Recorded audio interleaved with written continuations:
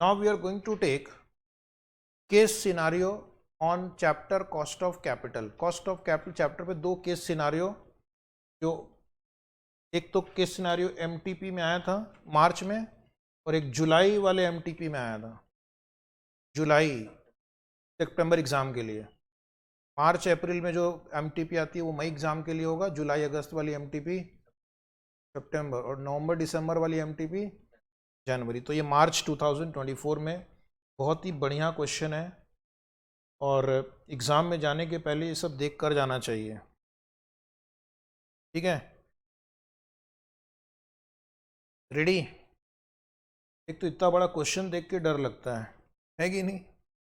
इतना information, exam में वैसे ही टेंशन में बैठे रहते हैं और पहला क्वेश्चन ये रहता है, Tiago limited is an all equity company. Underline all equity. All equity का मतलब अभी फिलहाल no debt, zero debt, 100% equity, engaged in the manufacture of batteries for electric vehicle.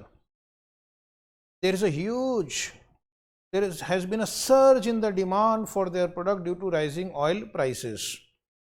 तो इलेक्ट्रिक व्हीकल कंपनी है, पेट्रोल का भाव बढ़ रहा है तो इलेक्ट्रिक व्हीकल की डिमांड बढ़ रही है। वाह। The company was establish 5 years ago with an initial capital of ₹10 lakh. तो पहले ओरिजिनल ये कंपनी ने 10 लाख रुपए इक्विटी शेयर से इशू करके रेज किया था, क्योंकि ऑल इक्विटी है। And since then it has raised funds by IPO taking the total paid up capital to ₹1 crore, comprising of fully paid up equity share of the face value of ₹10 each. तो इस वक्त इस company की share capital कितनी है? 1 करोड़ और 10 रुपया face value है। इसका मतलब अभी कंपनी की बैलेंस शीट में 10 lakh number of equity share हैं और उसके अलावा कंपनी की बैलेंस शीट में अनडिस्ट्रीब्यूटेड रिजर्व अभी कितना है? 60 लाख। इसमें अभी डेट कुछ भी नहीं है, अभी ऑल इक्विटी कंपनी है। तो आपको क्या समझ में आया इतनी देर से? 1 करोड़ रुपया शेयर कैपिटल है, 60 लाख रुपया रिजर्व एंड सरप्लस है। Company has been following a constant dividend pay out policy of 40% of the earning. इनका डिविडेंड पे आउट रेशियो है कितना? 40%। तो रिटेंशन रेशियो कितना हुआ? 60%। रिटेंशन रेशियो हमें कभी कभी ग्रोथ रेट निकालने के लिए काम आता है। The retained earning of the company are going to provide a return on equity of 20%। मैं आप लोगों से इमीडिएटली पूछना चाहता हूं, ग्रोथ रेट क्या है? रिटेंशन रेशियो 60% है, रिटर्न ऑन इक्विटी 20% है, तो 0.6 इंटू 20 कर दो, 12% आपका ग्रोथ रेट आ गया। यानी आपको हर चीज क्वेश्चन में डायरेक्टली नहीं रहेगी, लेकिन आपको पता होना चाहिए। Growth rate is 12%, the current EPS is ₹20 and the prevailing P ratio is 15x। EPS into P ratio क्या मिलता है हमको? Market price. मार्केट प्राइस हो गया 20 इंटू 15, 20 इंटू 15 कितना होता? 300 रुपया आपका MPS हो गया। The company wants to expand its capital by raising additional funds by way of debt, preference and equity mix. Company और फंड रेज करना चाहती है। अब कंपनी बोलती है बहुत हुआ इक्विटी, अब हम डेट और प्रेफरेंस भी यूज करना चाहते हैं। तो अब कंपनी का जो रिक्वायर्ड एडिशनल फंड कितना है? 1 करोड़ 20 लाख। अब यहां से क्वेश्चन कॉम्प्लिकेट होता जाएगा। टोटल फंड्स रिक्वायर्ड याद रखना 1 करोड़ 20 लाख है। The target ratio of owned fund to borrowed fund is 4:1 post the fund raising activity. Owned fund में आपका आएगा equity plus reserve plus preference and borrowed capital में आएगा डेट। तो ये रेशियो होना चाहिए 4:1। इक्विटी, प्रेफरेंस और रिजर्व का एक तरफ, डिबेंचर दूसरी तरफ, ये होना चाहिए 4:1 after the fund raising activity. और ऑलरेडी आपके पास इक्विटी और रिजर्व है, थोड़ा और इक्विटी आप रेस करेंगे, थोड़ा और इक्विटी आप रेस करेंगे। अब ये लिख रहा है capital gearing ratio is to be kept at 0.4x। अभी तुम बोलो सर कैपिटल गियरिंग रेशियो क्या होता है, याद आया क्या capital gearing ratio? Debt plus preference divide by equity share capital plus reserve, और ये रेशियो आपको कितना है 0.4 चाहिए। आपको फंड इस तरह से रेस करना है ये रेशियोज भी मैच होता जाए। ओके, कौन से चैप्टर का क्वेश्चन पूछते हैं सब? एग्जाम में तो आप बैठे बैठे समझ में नहीं आएगा कि अब करना क्या है, फिर सोचेंगे अगली बार टीचर बदलेंगे। The existing debt markets are under pressure due to ongoing RBI action on NPA of the commercial bank. तो अभी मार्केट में थोड़ी स्थिति खराब है, डेट मार्केट में फंड रेस करना मुश्किल है। Due to challenges in raising the rate, company will have to offer 100 rupees face value debenture at an attractive yield of 9.5%। इतनी कहानी लिखने से अच्छा था सीधा लिख देते coupon rate will be 9.5%। will have to offer 100 rupees face debenture at an attractive yield 9.5 है, and a coupon rate of 8% to the investor। ओ, इसका मतलब है कि 9.5% से हम डिस्काउंट करेंगे तो उसको आपको इशू प्राइस मिल जाएगा, आपको इशू प्राइस मिल जाएगा। कंपनी इन्वेस्टर को 8% कूपन देगी, लेकिन इन्वेस्टर को चाहिए 9.5% रिटर्न, तो आपको डिस्काउंट पे इशू करना पड़ेगा। Will have to issue at a discount. तो इन दोनों नंबर को यूज करके हम इशू प्राइस निकालेंगे, और इशू प्राइस में से हम इशू एक्सपेंस माइनस करेंगे 4%, तो आपको प्राप्ति होगी किसकी? नेट प्रोसीड की। Will get the net proceed. तो इस क्वेश्चन में आपको एक और झंझट है, आपको इशू प्राइस निकालना पड़ेगा। You have to find the issue price. कोई बात नहीं, निकल जाएगा। The preference share will have a face value of 1000 rupees, dividend rate 10%। Preference share will be issued at a discount. यहाँ पे आपकी बुक में ना गलती से प्रीमियम लिखा है, ओरिजिनल क्वेश्चन में भी प्रीमियम लिखा है, लेकिन आंसर देखने के बाद पता चला तो डिस्काउंट था। मतलब क्वेश्चन में गलती है। हाँ, आईसीआई को फिर मार्क्स देने पड़ेंगे, लेकिन अगर मैं डिस्काउंट यूज नहीं करूंगा तो ये जो एमसीक्यू मैच नहीं करेंगे, कोई भी आंसर नहीं आ रहा है। फिर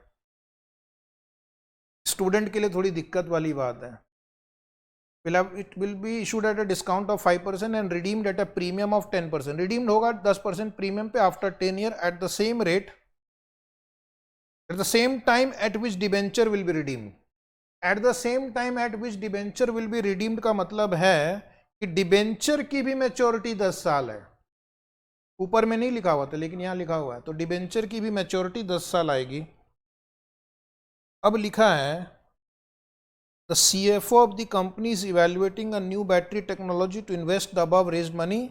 The technology has an expected life of 7 years। It will generate after tax marginal operating cash flow of 25 lakh per annum। assume marginal tax rate to be 27%। तो हमें टैक्स रेट भी मिल गया, और जो पैसा आप रेस करोगे उसको आप एक कैपिटल बजटिंग एक्सरसाइज में लगाओगे, जिसमें 25 लाख रुपीस आपका CFAT होगा, 7 साल उसकी लाइफ है। तो इतना सारा इंफॉर्मेशन देने के बाद अब ये आपसे पूछ रहे हैं, 4-5 MCQ हैं। Which of the following is the best estimate of the cost of equity? पहले मैं पढ़ लेता हूँ क्या क्या करना है हमको। Which of the following is the most accurate measure of issue price of debenture? Which of the following is the best estimate of the cost of debenture to be issued by the company? और यहाँ पे लिखा use approximation method, दिख रहा है क्या आपको?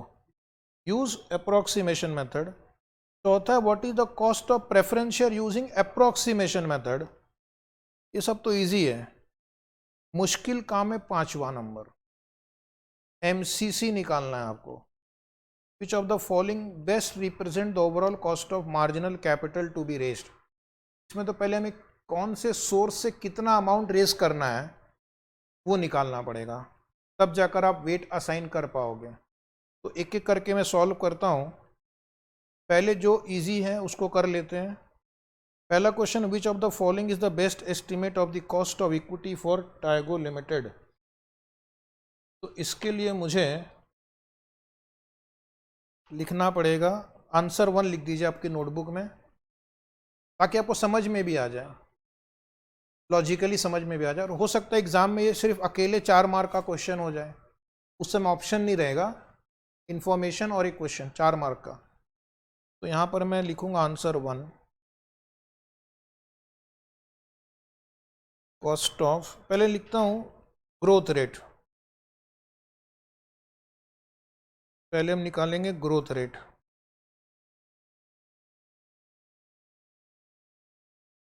Growth rate का एक फॉर्मूला होता है retention ratio into return on equity. तो रिटेंशन रेशियो होगा 100 माइनस पे आउट रेशियो 40 दिया हुआ है कि नहीं? पे आउट 40 है तो retention 100 minus 40 60% into return on equity भी दिया हुआ है 20%, तो ये आपने कहा 12%। उसके बाद हमें एक निकालना पड़ेगा करंट मार्केट प्राइस।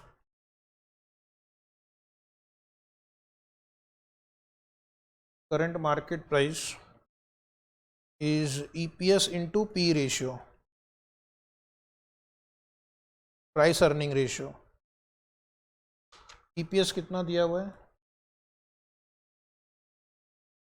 20 रुपया, और उसी के सामने P रेशियो 15x मतलब 15 गुना, 15 टाइम, तो ये हो गया 300। ग्रोथ रेट आ गया, P0 आ गया। तो अब हम डिविडेंड निकाल सकते हैं, नेक्स्ट एक्सपेक्टेड डिविडेंड निकाल सकते हैं D1। तो आपका अर्निंग पर शेयर 20 रुपया है, into dividend pay out ratio, ये आपका डिविडेंड आ जाएगा, और इसको इंटू 1+G करेंगे तो नेक्स्ट ईयर का डिविडेंड आ जाएगा। तो अर्निंग पर शेयर 20 रुपया है, पे आउट रेशियो 40% है।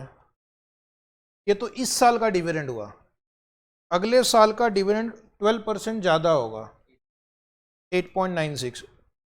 अच्छा क्वेश्चन है, 4 मार्क के लिए आना चाहिए। Therefore K is equal to T1 by P0 plus G, T1 by P0 plus G।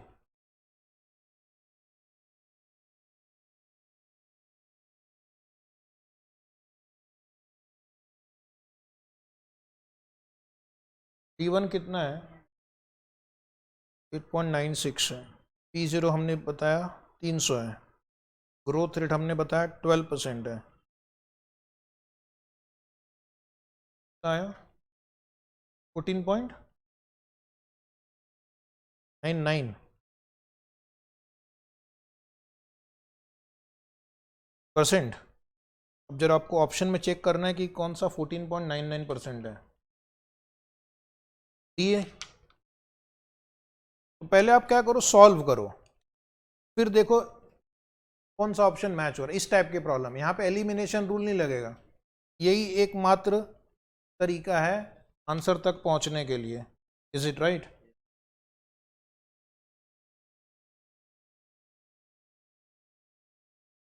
तो ये हो गया मेरा फर्स्ट क्वेश्चन। सेकंड क्या, विच of the following is the most accurate measure of issue price of debenture. ये भी काफ़ी अच्छा क्वेश्चन है, अपने आप में 3-4 मार्क के लिए क्वेश्चन आ सकता है।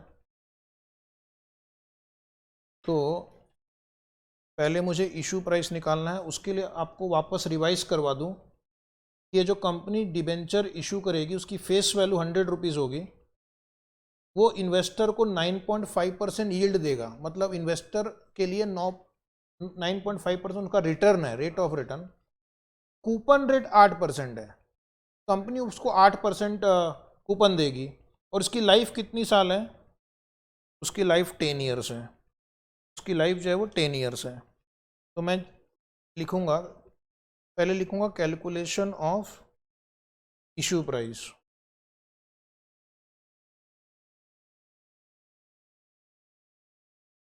कैलकुलेशन ऑफ इशू प्राइस, तो एक टेबल ड्रॉ करेंगे, year, cash flow, present value factor at what rate, 9.5, क्योंकि आप इस रेट से डिस्काउंट करोगे तो इन्वेस्टर को 9.5% रिटर्न मिलेगा, उसको डिस्काउंट पे देना पड़ेगा। Last column present value, last column is present value. तो ईयर 1 to 10 एंड 10, 1 to 10 में उसको आपको 8 रुपया देना है, और रिडम्पशन वैल्यू 100 रुपीज़ है, 100, redemption is 100 rupees.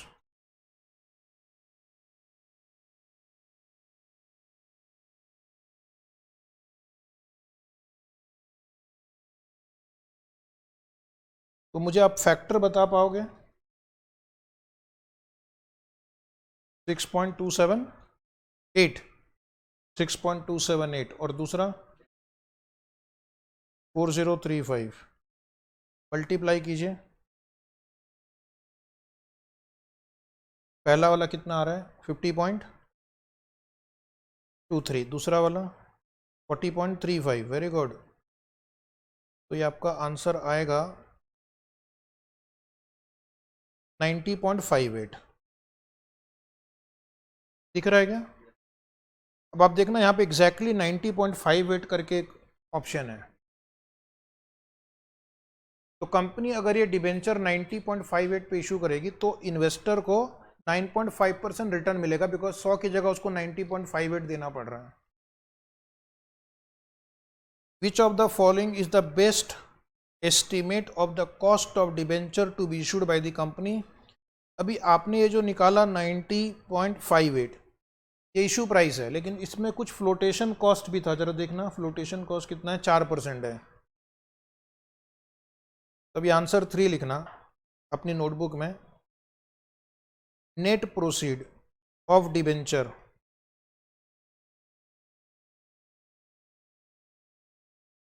$90.58 minus 4% flotation cost. तो पहले ये बता दीजिए ये कितना आ रहा है? 86.96 आ रहा है, राउंड ऑफ कर दिया तो। And therefore cost of debenture, approximation method मतलब formula I into 1 minus T plus RV minus NP by N। हमने जो भी सीखा था उन्होंने इस क्वेश्चन में सारा कुछ डाल दिया है। ऐसे क्वेश्चन एग्जाम में आते हैं, इससे बड़े बड़े भी आते हैं आजकल, ठीक है, और वो भी मैंडेटरी रहता है ना कि ऑप्शनल है, नहीं के तो गए, मार्क्स कम हो जाएंगे उतने। इंटरेस्ट रेट यानी कूपन 8 है, टैक्स रेट है 27%, रिडम्पशन वैल्यू 100 रुपीज़ है, नेट प्रोसीड 86.96, इसकी लाइफ 10 ईयर है। क्वेश्चन में लास्ट में कहीं लिखा था प्रेफरेंस शेयर और डिबेंचर की लाइफ सेम है कि नहीं? अगर दोनों की लाइफ सेम है तो दोनों 10 साल हो गए। अब इसको आराम से सॉल्व कर लीजिए, पहले सॉल्व करना फिर देखना कोई ऑप्शन मैच कर रहा है क्या।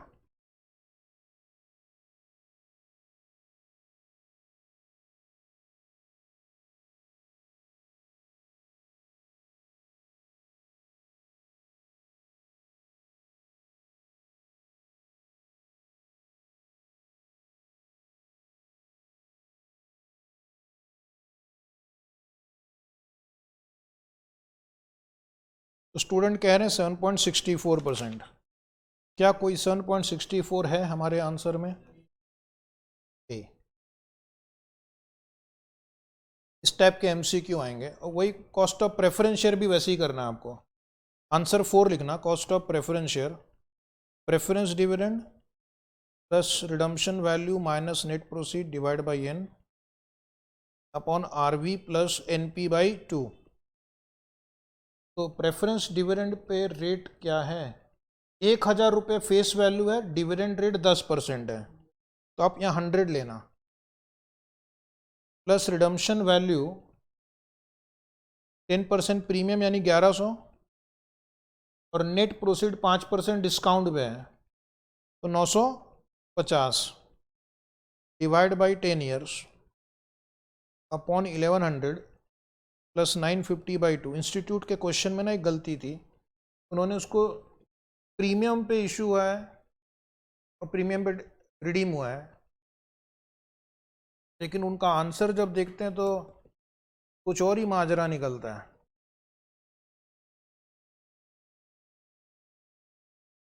हाँ जी 11.22 तो पी को टिक कर देना।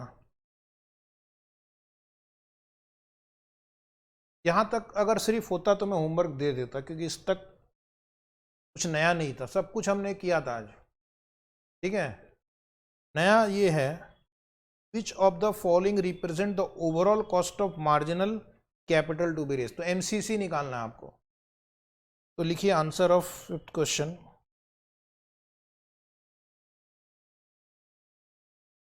Present capital structure,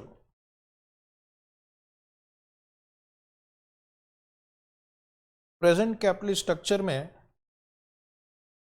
right hand side आप रुपीज इन लैक्स लिख दो। इक्विटी शेयर कैपिटल 1 करोड़ यानी 100 लाख है। रिजर्व्स एंड सरप्लस 60 लाख है। तो total equity share holder fund अभी पूरा इतना है 160 है। एंड यहाँ ये 160 हो गया। टोटल कैपिटल एम्प्लॉयड, इसको आप 0.1 दे दो, 0.2 दे दो। Total capital employed after additional funds are raised,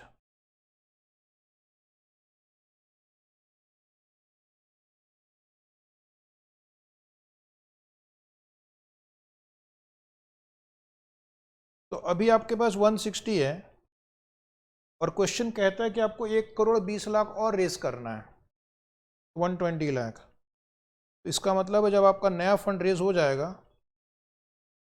आपका total capital employed will be 280 lakh. अब आपको दो कंडीशन फुलफिल करनी है, एक तो कैपिटल गियरिंग रेशियो 0.4 होना चाहिए, कैपिटल गियरिंग रेशियो 0.4 होना चाहिए, और दूसरा owned fund to borrowed fund जो है वो 4:1 होना चाहिए। Own fund to borrowed fund 4:1 होना चाहिए। तो अब क्वेश्चन आएगा कि हम कितना एडिशनल अमाउंट इक्विटी से रेस करेंगे, प्रेफरेंस शेयर से रेस करेंगे और डिबेंचर से। अगर वो फिगर आपने सही निकाला तो फिर आपका काम हो पाएगा। आपने already cost of debenture, preference और इक्विटी कैलकुलेट कर लिया है।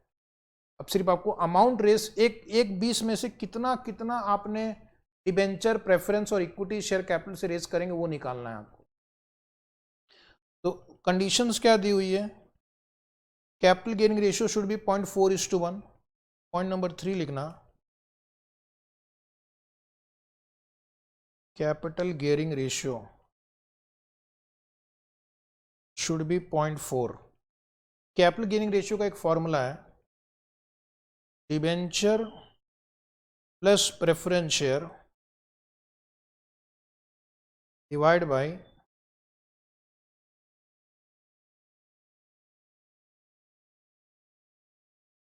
Equity share holders funds should be 0.4।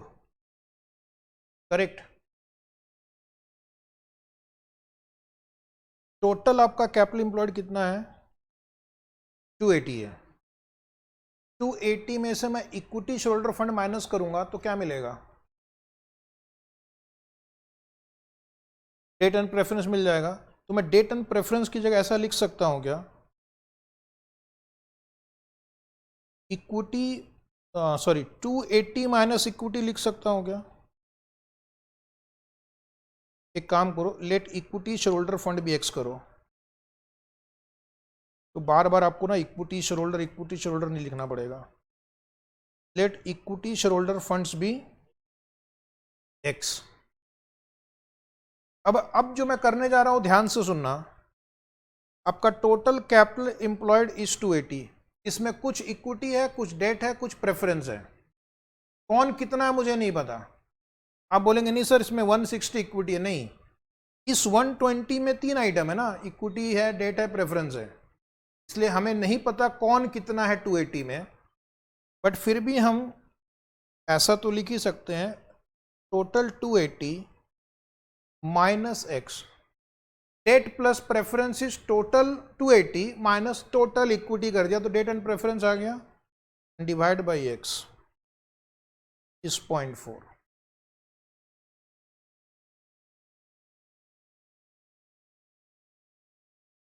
Is it right? तो इससे आपको क्या मिल जाएगा, एक्स की वैल्यू आ जाएगी। सॉल्व करके एक्स की वैल्यू बताना। X means equity share holders funds पूरा,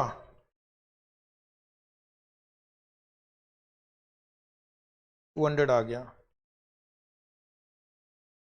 इक्विटी शेयर होल्डर फंड आ गया 200। Is it right? तो अभी आपका एग्जिस्टिंग इक्विटी कितना है, देखो यहाँ पे 160 है।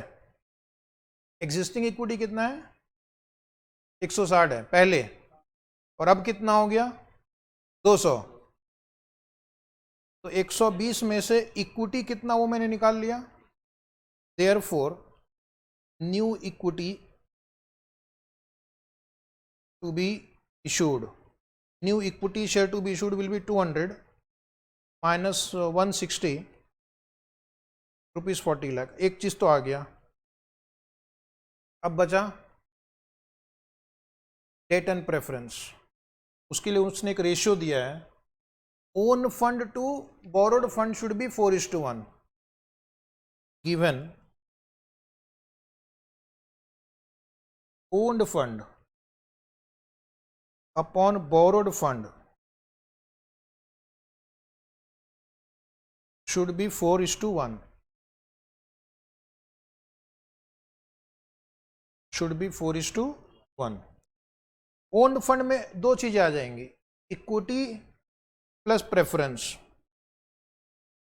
Equity plus preference divide by debt is equal to 4।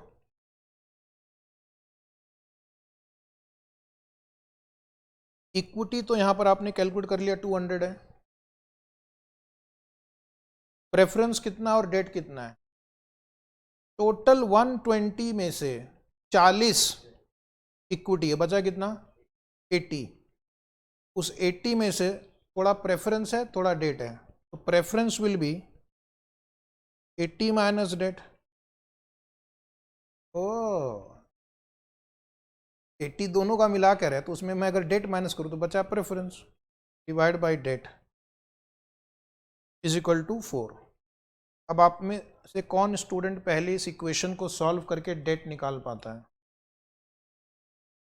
तो एग्जाम में इतना आप कर पाओगे कम समय में, बहुत चैलेंज है।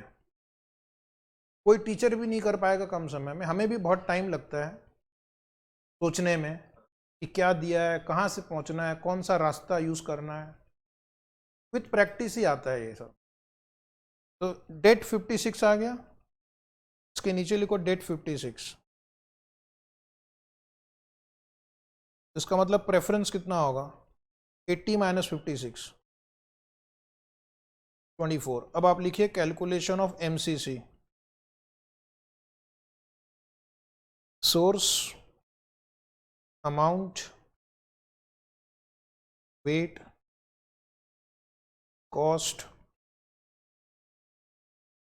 Wait into cost. सोर्स लिखना इक्विटी डेट प्रेफरेंस शेयर। ये आपको सिर्फ यहाँ पर मार्जिनल फंड्स रेस करना वो लिखना है, 40 लाख, डेट 56 लाख, 24 लाख, क्योंकि हमें एमसीसी निकालना है। तो एडिशनल फंड रेस किया वो लेना है आपको। इसका टोटल कितना आ रहा है 120, 40 बाई 120 करो, 56 बाई 120, 24 बाई 120। इससे क्या काम जल्दी हो जाएगा। अब आपको पिछले 3-4 वर्किंग नोट में जाके कॉस्ट ऑफ इक्विटी हमने क्या निकाला था वो देखना है। 14.99। डेट कितना निकाला था? 7.64। और प्रेफरेंस के लिए आपने 11.22 निकाला था क्या? राइट। और कंप्यूटर कैलकुलेटर को ऑल क्लियर करो। 14.99 इंटू 40/120 करो तो करीब 5 आ रहा है। No problem. 7 point memory plus 7.64 into 56/120 करो 1.35653। ओके। और एक लास्ट वाला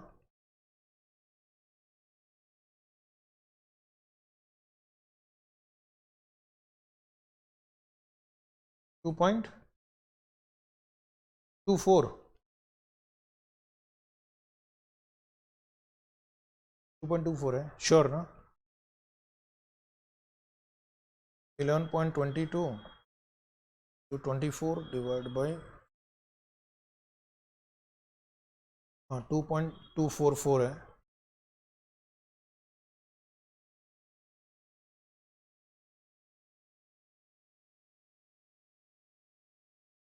$10.809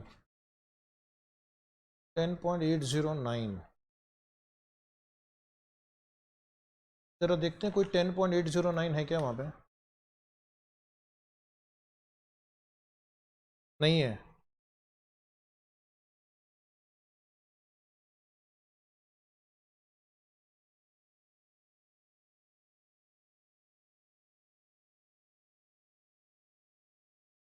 इंस्टीट्यूट का कोई ऑप्शन ही मैच नहीं कर रहा है। क्यों मैच नहीं कर रहा मैं आपको कारण बताता हूँ। उनका आंसर देखो आप लास्ट में आंसर दिया हुआ है ना उनका, जहाँ पे आंसर एंड हो रहा है। 40 लाख इक्विटी हमने भी लिखा, उन्होंने भी लिखा है। 24 लाख प्रेफरेंस शेयर हमने भी लिखा है, उन्होंने भी लिखा है। और 56 डिबेंचर हमने भी लिखा, उन्होंने भी लिखा। फिर वेट देखना, हमने 40/120 लिखा है, उन्होंने 0.33 लिखा है। वही है ना 40/120 0.33। डिबेंचर हमने 56/120 लिखा है, उन्होंने उसको 0.46667 लिखा, वो भी सही है, ये भी सही है। और प्रेफरेंस शेयर हमने 24/120 लिखा है, उन्होंने 0.2 लिखा, तो ये भी मैच हो रहा है।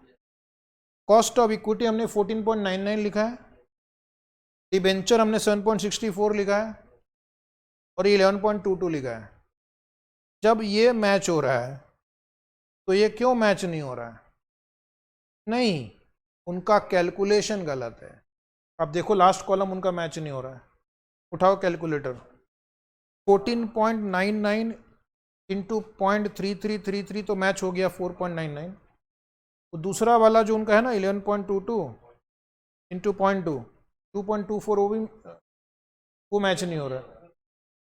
हाँ, वो 2.24 की जगह उन्होंने 1.53 लिखा है। और लास्ट वाला आई डोंट नो 10.64 इंटू 0.46666 वो 3.56 होना चाहिए, उन्होंने 5.24 लिखा है। हमारा सही है। नन ऑफ दी अबव उसका आंसर होगा, जो उन्होंने ऑप्शंस दिए हैं। क्योंकि उनका कैलकुलेशन गलती किया उन्होंने, और उस गलत कैलकुलेशन को किसी एक ऑप्शन में लिख दिया, और बाकी 3 नंबर रैंडम डाल दिए उन्होंने, इसलिए क्वेश्चन करवा दिया मैंने आपको। ऐसा भी होता है। Welcome to the institute. चलिए, एक केस सिनारियो 2 आया था एमटीपी जुलाई 2024 में।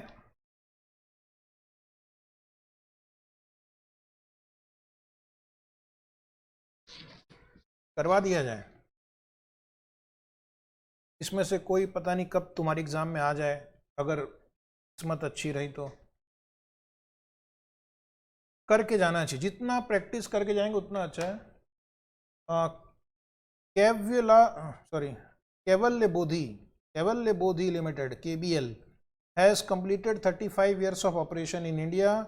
It has many subsidiary and associate companies in more than 100 countries. KBL's business include home and personal care, food and beverages, and industrial, agricultural, and other products. It is one of the largest producers of soaps and detergents in India. The company has grown organically as well as through acquisition. Over the years, the company has built a diverse portfolio of powerful brands, some being household names. तो पूरा काट देते हैं, ठीक है, कोई काम का नहीं, सिर्फ बैकग्राउंड बताया है, ज्ञान बांटा है. It is planning to acquire one of the competitors named Prestige limited. तो टारगेट कंपनी का नाम है प्रेस्टीज और अक्वायरर कंपनी का नाम है KBL, which would enhance the growth of KBL. The consideration amount will be 1.5x of its average market capitalisation. ये purchase consideration है. जो प्रेस्टीज का मार्केट कैपिटलाइजेशन होगा यानी उसकी पूरी मार्केट वैल्यू, उसके इक्विटी शेयर की टोटल मार्केट वैल्यू, उसका 1.5 गुना 1.5 times. Prestige limited has 1,30,000 equity share outstanding. ये नंबर जो हमें काम आएंगे शायद बाद में. And its shares were traded at an average market price of 45 on the valuation date. Prestige की मार्केट प्राइस 45 रुपये है. प्रेस्टीज में 1,30,000 शेयर हैं. अगर आप इन दोनों को मल्टीप्लाई करोगे तो इसका मार्केट कैपिटलाइजेशन मिल जाएगा. उसको 1.5x से मल्टीप्लाई करोगे तो परचेस कंसिडरेशन मिल जाएगा. यस, अगर पूछा जाएगा तो आप ढूंढ के निकाल सकते हैं. The consideration amount will be paid. कितना है आपका कंसिडरेशन अमाउंट? 1,30,000 इन 45 इन 1.5x, 87,75,000. ये आपका पीसी है, लेकिन इसको आप 5 इंस्टॉलमेंट में पे कर रहे हैं. डिवाइड बाई 5 करना, 17,50,55 ये ओके. तो आप ये हर साल इतना पे करेंगे 5 इंस्टॉलमेंट में. अब ये अमाउंट आप फ्यूचर में पे करेंगे तो आपको उसको डिस्काउंट करना पड़ेगा. उसमें लिखा है first instalment is paid immediately. First instalment paid immediately का मतलब है 0, 1, 2, 3. पहला यहाँ पे करेंगे, दूसरा यहाँ पे, तीसरा यहाँ पे, चौथा यहाँ पे और पांचवा यहाँ पे. इसको डिस्काउंट करने की ज़रूरत नहीं है, लेकिन इनको डिस्काउंट करना पड़ सकता है. अब ये पूछ रहे हैं प्रेस्टीज लिमिटेड हैज़ अ के ऑफ 15%. ये प्रेस्टीज का डिस्काउंट रेट है. पेमेंट कौन करने वाला है? पेमेंट तो केबीएल करने वाली है. KBL will raise the funds required through debt and equity in the ratio of 30:70. तो डेट का वेट 30%, इक्विटी का weight 70. The company requires the cost of capital estimates for evaluating its acquisition, investment decision and the performance of its business. KBL share price has grown from 150 to 301 in the last 5 years and it will continue to grow at the same rate. ये तो उसकी share price हो गई. KBL has paid dividend regularly. Company has recently paid a dividend of 8 rupees. For the calculation of equity, an average of 52 weeks high market price in last 5 years is to be considered. आपको P0 will be average of high market price of last 5 year लेना है. तो आपको यहाँ पे ना 5 prices दिए हुए हैं, इसका एवरेज लेंगे. That will be P0 for the purpose of cost of equity. The company also wishes to calculate the equity expectation using CAPM, which holds a weight of 0.4.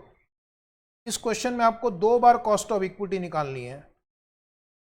एक बार इस फॉर्मूले से और एक बार इस फॉर्मूले से.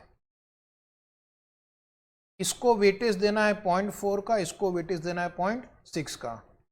तो 2 मेथड से कॉस्ट ऑफ इक्विटी निकालेंगे, फिर उसका वेटेड एवरेज निकालेंगे.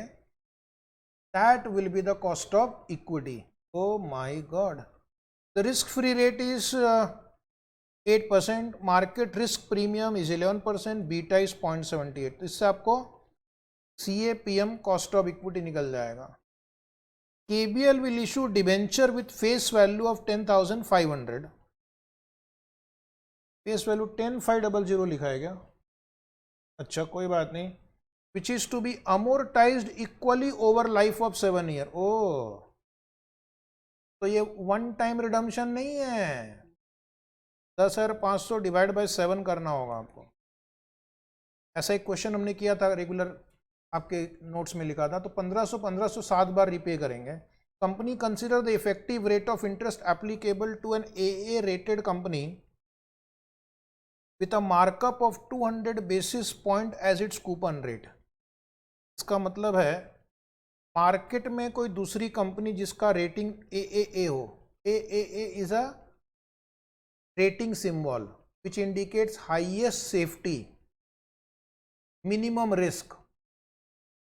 जो AA रेटेड कंपनी का जो मार्केट में इंटरेस्ट रेट होगा, ये कंपनी अपने डिबेंचर होल्डर को 200 बेसिस पॉइंट यानी 2% ज़्यादा देगी। तो मार्केट में AAA रेटेड बॉन्ड का रेट क्या है? 7.5। तो कूपन रेट इस प्रॉब्लम में कितना है? 9.5। ऐसे ऐसे एडजस्टमेंट देते हैं, कमजोर दिल दिमाग वाले तो बेहोश ही हो जाएंगे। सीधा सीधी लिख देते कूपन रेट इज 9.5%। ने लिखा है the company consider effective rate of interest applicable to a AAA rated company with a markup of 200 basis point as its coupon rate. It thinks the considering the trends over there AAA is 7.5. Summary: coupon rate is 9.5% based on the above. Ignore taxation. Wonderful. Tax का झंझट ही नहीं है। Answer question number 125। पहला question क्या है? Calculate the cost of equity under both the methods. Calculate the cost of equity under both the methods. Both the methods मतलब एक तो इस फॉर्मूले से और दूसरा CAPM फॉर्मूले से। ओके। दूसरा क्वेश्चन क्या है? What is the overall cost of equity. यहाँ पे वेटेड एवरेज लेना आपको, ठीक है। तीसरा, calculate the cost of debt. Cost of debt निकालना है if the intrinsic value of debenture today is close to 9740। इसके लिए आपको IRR निकालना पड़ेगा, ठीक है।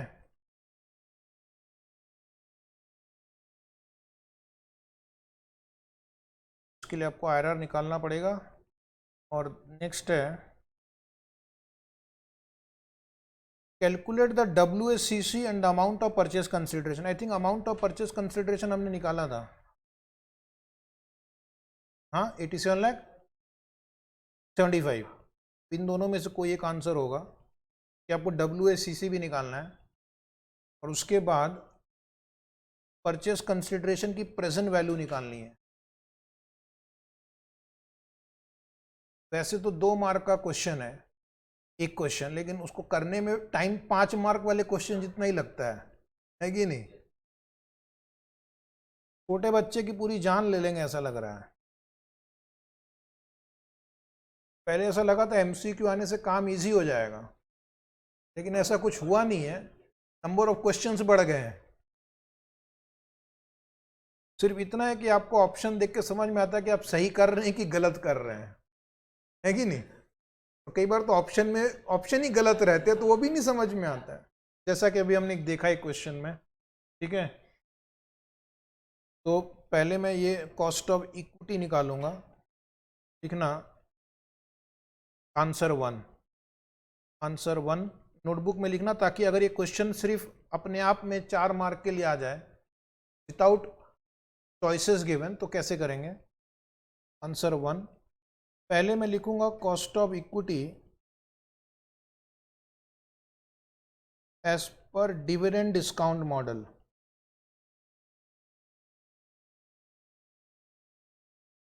डिविडेंड डिस्काउंट मॉडल और गॉर्डन मॉडल, ब्रैकेट में गॉर्डन, ठीक है। तो पहले मुझे उसमें point number 1 calculation of growth rate निकालना पड़ेगा।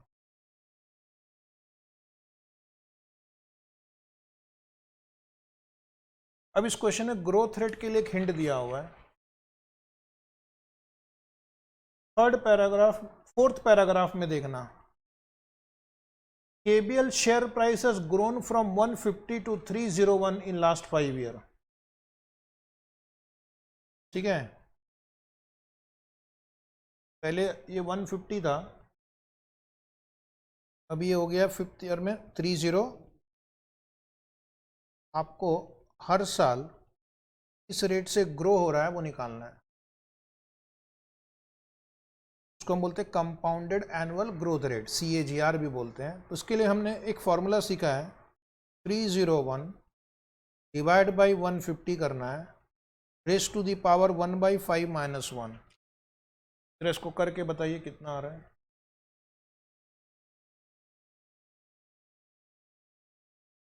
मैंने आपको सिखाया कैसे करना है।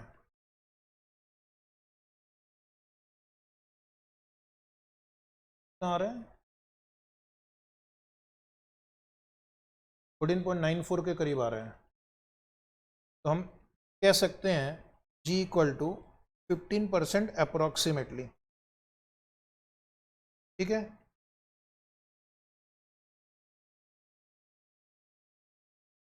आया क्या? 15 पर राउंड ऑफ कर दो, कोई दिक्कत नहीं है। फिर उसने लिखा है मार्केट प्राइस क्या लेना है आपको सॉल्व करने के लिए। मार्केट प्राइस आपको पिछले 5 साल का जो हाईएस्ट प्राइस था उसका एवरेज लेना है। सेकेंड पॉइंट ना, P0 = उन्होंने एक छोटे से टेबल में लास्ट 5 साल का ना प्राइस दे रखा है, तो उस साल का हाईएस्ट प्राइस है 195। दिख रहा है क्या ये टेबल? 210, 252, 325 और 280 और डिवाइड बाई 5 करना, तो लास्ट 5 साल का जो हाईएस्ट प्राइस था उसका एवरेज 252.40 आ गया। D1 क्या होगा? उसने लास्ट डिविडेंड कहीं तो दिया था, 8 रुपये दिया था ना, और ये ग्रोथ रेट 15% है, तो आप नेक्स्ट ईयर का डिविडेंड भी निकाल सकेंगे। लिखना, अरे उसी के नीचे लिखना, इस तरफ लिख दो क्या, K = P1/P0 + G। D1 होगा 8 रुपया इंटू 1.15, P0 आप लेंगे 252.40 और ग्रोथ रेट 0.15। जरा सॉल्व करेंगे।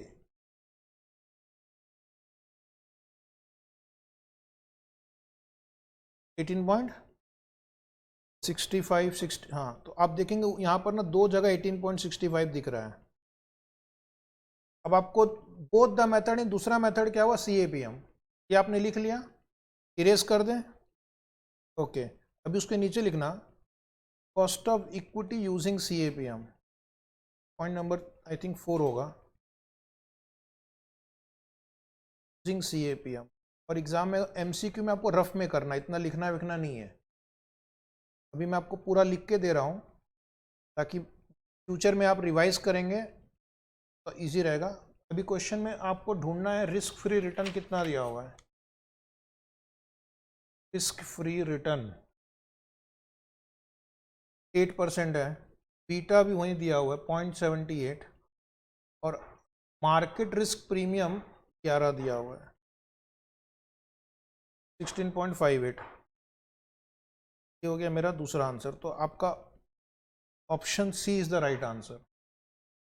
दिख रहा है, मैच हो गया अपने ऑप्शंस के साथ में। अगला क्वेश्चन है ओवरऑल कॉस्ट ऑफ इक्विटी क्या है। तो अभी आपने जो दोनों आंसर निकाले उनको वेटेज असाइन करना है। ये बहुत ही रेयर क्वेश्चन है जहां पर दो मेथड से इक्विटी का निकालने के लिए दिया है और उसका वेट दिया है। पहला आंसर कितना था आपका 18.65, इसको वेट देंगे 0.60 का। और दूसरा आंसर कितना था, उसको वेट देंगे 0.40 का। सॉल्व करेंगे,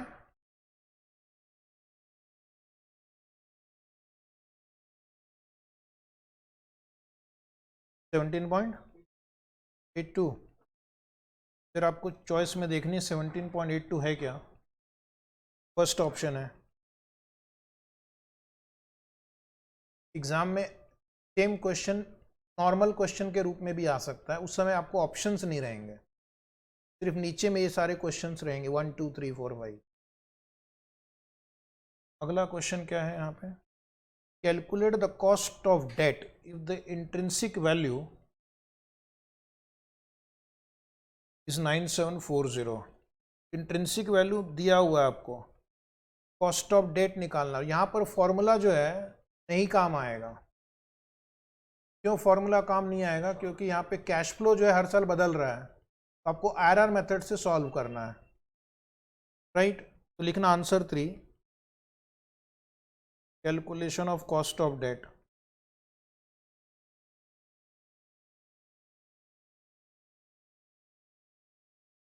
यूजिंग आईआरआर मेथड। कुछ बच्चे फॉर्मूला से ट्राई करेंगे लेकिन आएगा नहीं, क्योंकि आपका कूपन बदल रहा है हर साल।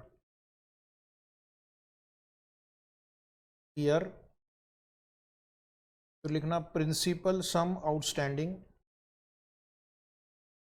ऐसा एक क्वेश्चन हमने किया भी था, लेकिन उस समय हमने उसकी प्रेजेंट वैल्यू निकाली थी। इस बार प्रेजेंट वैल्यू दिया हुआ है, इंट्रिंसिक वैल्यू यानी प्रेजेंट वैल्यू, आपको डिस्काउंट रेट निकालना है यानी आईआरआर। फिर लिखना coupon repayment of principal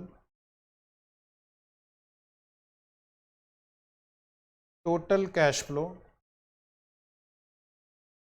total cash flow. इसमें इस प्रॉब्लम में कूपन रेट कितना है, कुछ बता सकते हैं?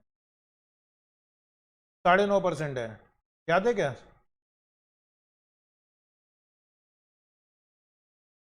कूपन रेट आसपास लिखना हो तो लिख के रखो।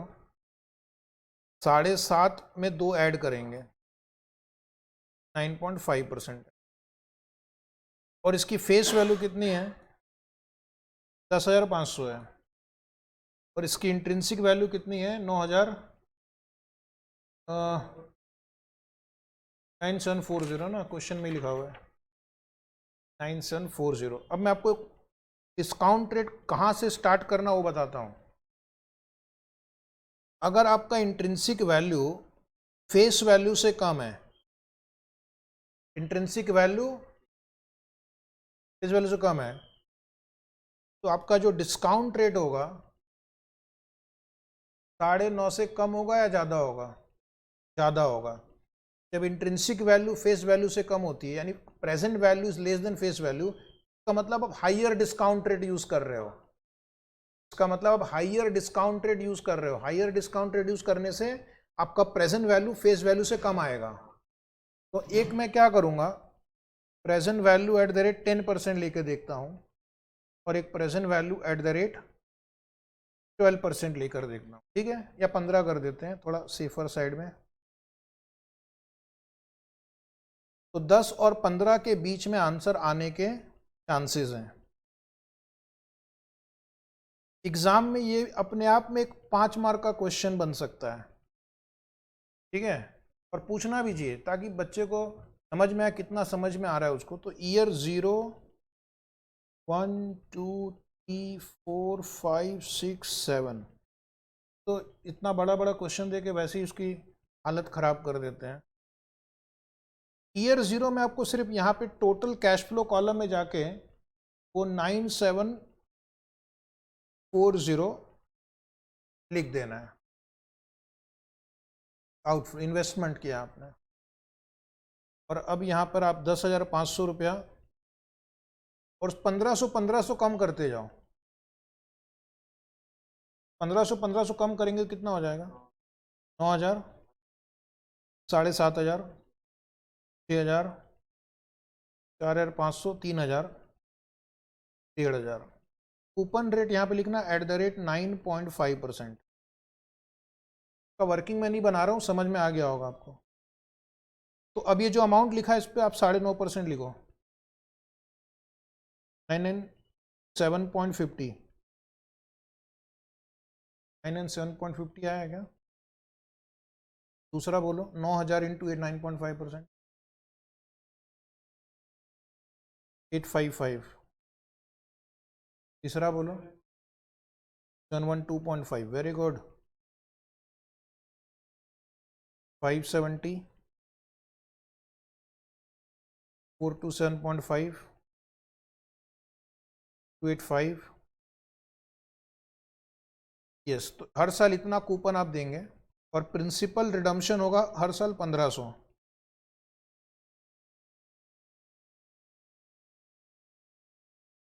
एमसीक्यू के हिसाब से काफ़ी लेंदी क्वेश्चन है, एक पूरा फुल फ्लेज क्वेश्चन पूछ रहा है आईआरआर का 2 मार्क के लिए। हाँ, अब आप इन दोनों को ऐड करके यहाँ पे लिखो, आपका कैश इनफ्लो होगा 2270.45 है कि हाँ आ रहा है, सॉरी माई मिस्टेक, 2497.50। फिर ये होगा कितना, 15 8 23 2355, देन 2212.5, 2070, 1927.5, 1785 और ये 1642.5। पहले ये चेक करना, ये सही हो गया तो हमारी नैया पार हो जाएगी। अब आपको 10% से डिस्काउंट करना, पहला नंबर सेम लिखो 9740, ठीक है। अब इसका प्रेजेंट वैल्यू कैसे निकालेंगे, कैलकुलेटर भी यूज करना है हमें, एम प्लस, ऑल क्लियर कर लो पहले, देख लो कि एमआरसी के अंदर कुछ छिपा तो नहीं है। ये नंबर टाइप करो 2497.50 divide by 1.10 equal to memory plus, कितना आया 2270.45। मेमोरी प्लस यूज कर रहे हैं ना, ठीक से करो 2355, फिर से एक बार डिवाइड बाई 1.10, 2 बार इक्वल टू करना, मेमोरी प्लस 1946.28, फिर से एक बार 2212.5 डिवाइड बाई 1.10, 3 बार equal to memory plus, very good 1660.28, फिर से एक बार 2070 डिवाइड बाई 1.10, 4 बार equal to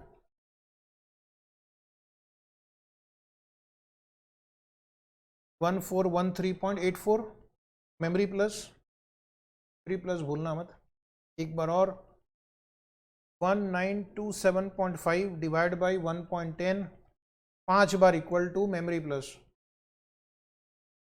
1196.83, no problem, memory plus कर देना 1785 डिवाइड बाई 1.10, 6 बार इक्वल टू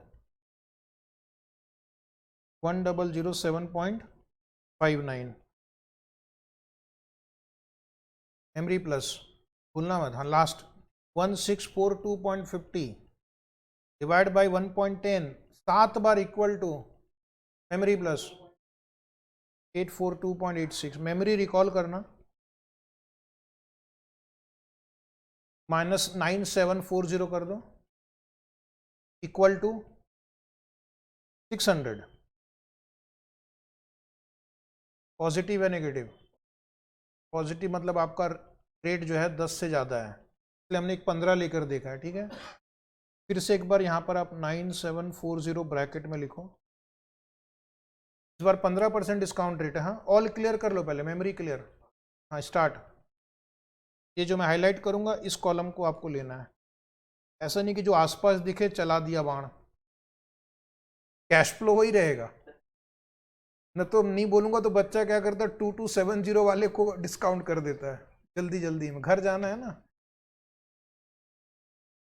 फिर से 2497.50 divide by 1.15 equal to memory plus, एक बार फिर से 2171.74 आ रहा है क्या, राइट 2355 डिवाइड बाई 1.15, 2 बार equal to memory plus 1780.72, memory plus करना है, फिर से एक बार 2212.5 डिवाइड बाई 1.15, 3 बार इक्वल टू 1454.75, मेमोरी प्लस, हाँ 2070 डिवाइड बाय 1.15, 4 बार इक्वल टू मेमोरी प्लस 1183.53। फिर से एक बार 1927.50 डिवाइड बाय 1.15, 5 बार इक्वल टू मेमोरी प्लस 958.431। एक बार और 1785 डिवाइड बाय 1.15, 6 बार equal to memory plus 771.70। Last 1642.50 divide by 1.15, 7 बार equal to memory plus 617.48। Memory recall -9740, negative. Positive कैसे आ गया?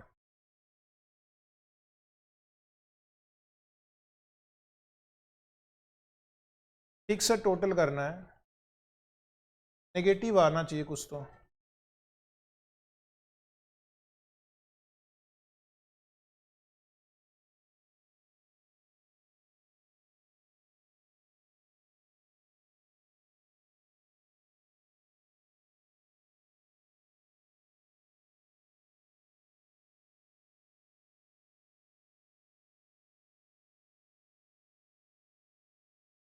है 926.76 नेगेटिव आ रहा है क्या? मुझे नहीं पता। तुम जो बोलोगे मैं लिख दूंगा।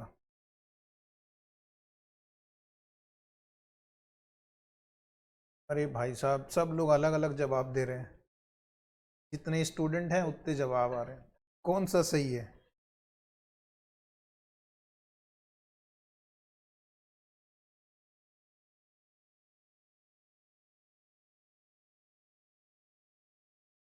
एट जीरो वन पॉइंट कितना बोला था आपने?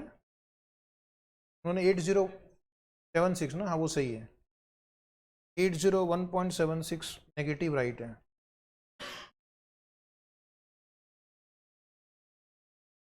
करीब 801.76 नेगेटिव आ रहा है।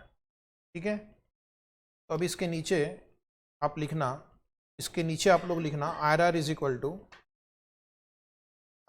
टू लोअर रेट 10 है, NPV एट लोअर रेट है 600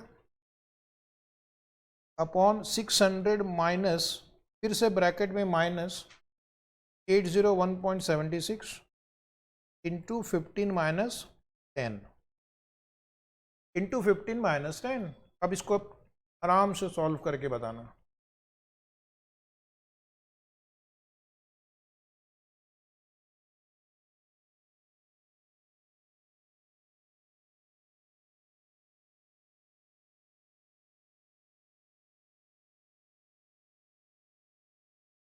ट्वेल्व पॉइंट 14 आ रहा है, 12.14 इसका IRR आ रहा है। यहाँ पर आपके ऑप्शंस में देखो क्या क्या है, 15 है, 12 है, 9.5 और 7.5 है। तो 12 को आप टिक करेंगे। इसी राइट, क्योंकि वही सबसे क्लोजेस्ट है। समझ में आ गया? मैच हो गया इस तरह से इसको। तो ये क्वेश्चन एग्जाम में 4 मार्क का क्वेश्चन है। अगर आपको कॉस्ट ऑफ कैपिटल पूछे तो ऐसे कर लेना, और अगर आपको डिस्काउंट रेट दिया रहेगा तो प्रेजेंट वैल्यू पूछेंगे, प्रेजेंट वैल्यू या इंट्रिंसिक वैल्यू। अब एक फोर्थ क्वेश्चन पे आ जाइए। Calculate the WACC and the amount of purchase consideration. WACC चाहिए हमें। इसके लिए हमें कॉस्ट ऑफ डेट कितना निकाला हमने? कहीं निकाला है क्या कॉस्ट ऑफ डेट?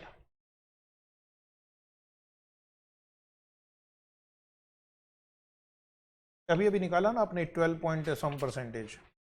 ये वही है, कॉस्ट ऑफ डेट ही है 12%। और इसका वेट कितना है? 0.3। देखो ना, डेट इक्विटी रेशियो दिया हुआ है 3:7।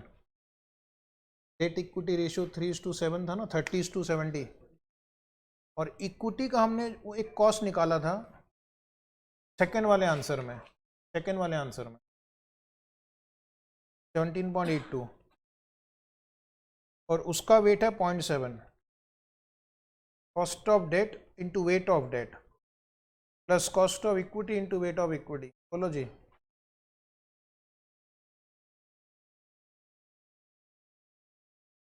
कॉस्ट ऑफ डेट 12%, पिछला आंसर 16.074। यहाँ पर ये तो मैच हो रहा है, लेकिन एक दूसरा आंसर भी चेक करना आपको। फिर लिखना परचेस कंसिडरेशन। परचेस कंसिडरेशन में आपको 1,30,000 शेयर हैं, इंटू एक शेयर 45 का है, और 1.5 टाइम्स है, 1.5 टाइम्स। तो ये आपने आई थिंक 87,75,000 बताया था। एक बार वापस चेक कर लेना, आ रहा है क्या? तो ये आपका आंसर 4 हो गया। अब आंसर 5 थोड़ा ट्रिकी है, पूछ रहा है प्रेजेंट वैल्यू ऑफ पीसी। अब यहाँ पे मेरे पास दो डिस्काउंट रेट है, एक तो जो कंपनी अक्वायर कर रही है उसका रेट है 16.074%, और एक क्वेश्चन में जो प्रेस्टीज लिमिटेड है उसका 15% दिया हुआ है। तो मैं 15 से डिस्काउंट करूंगा या 16.074 से डिस्काउंट करूंगा? हमें परचेस कंसिडरेशन पे करना है, हमें पे करना है, तो हमें हमारा कॉस्ट ऑफ कैपिटल देखना होगा। तो हमारा कॉस्ट ऑफ कैपिटल 16.074 है। This will be discount rate for calculating the present value. तो नीचे आंसर 5 लिखना, calculation of purchase consideration. Here amount to be paid, then present value at the rate of 16.07% और year 0, 1, 2, 3, 4 5 बार पे करना। Question ध्यान से पढ़ना। पहला इंस्टॉलमेंट आज ही पे करना है। पहला इंस्टॉलमेंट होगा जो आपने 87,75,000 डिवाइड बाई 5 करेंगे, 17,55,000। फिर बाद में वही रहेगा।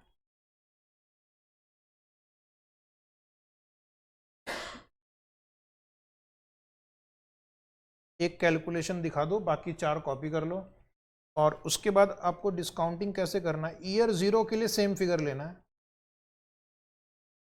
ठीक है। अब ऑल क्लियर कर दो पहले। 17,55,000 divide by 1.1607 equal to memory plus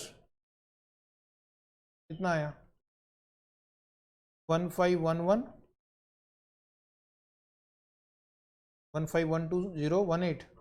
आपने 07 लिया क्या?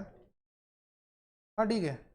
अब आप क्या करो, फिर से एक बार नंबर टाइप करो, डिवाइड बाई 1.1607 दो बार equal to memory plus.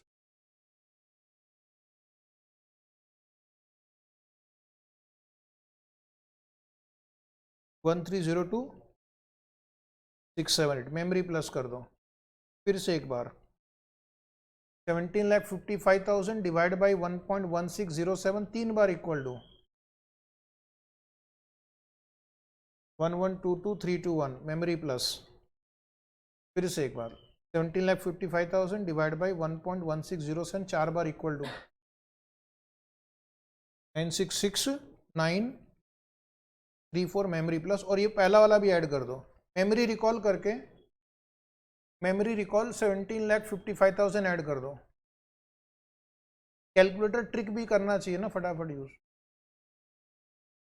6658,952 very good. अब हमें देखना है कि 6658,952 किधर है। 6658,9 यहाँ तक तो मैच हो गया। लास्ट के 2 डिजिट जो है वो राउंडिंग ऑफ की वजह से हो सकते हैं, तो हमारा आंसर होगा डी, ठीक है। अगर पेबल एट द एंड होता तो हमारा सीक्वेंस 1 2 3 4 5 होता। इतना ध्यान रखना आपको। कई बार इंस्टीट्यूट क्या करती है, कोई पुराना क्वेश्चन लेती है, थोड़े बहुत चेंजेस कर देती है, तो जो लोग रट के जाते हैं बेचारे उनकी हालत ख़राब हो जाती है। समझ में आ गया? तो ये case study capital, cost of capital भी था, बहुत ही, दोनों क्वेश्चन बहुत ही अच्छे थे। ठीक है, आज एक बार क्या करना, पूरा चैप्टर रिवाइज करना, और ये 2 केस स्टडी करवाए मैंने अभी अभी, को तो अच्छे से ध्यान से करना ही है आपको, तो कहीं ना कहीं कभी ना कभी ये क्वेश्चन रिपीट भी होते हैं एग्जाम में, तो काम आ जाएगा, पहले से किया हुआ रहेगा तो काम आ जाएगा। एग्जाम में समय कम रहता है तो दिमाग को सोचने का टाइम नहीं रहता है, right. This wonderful chapter is over.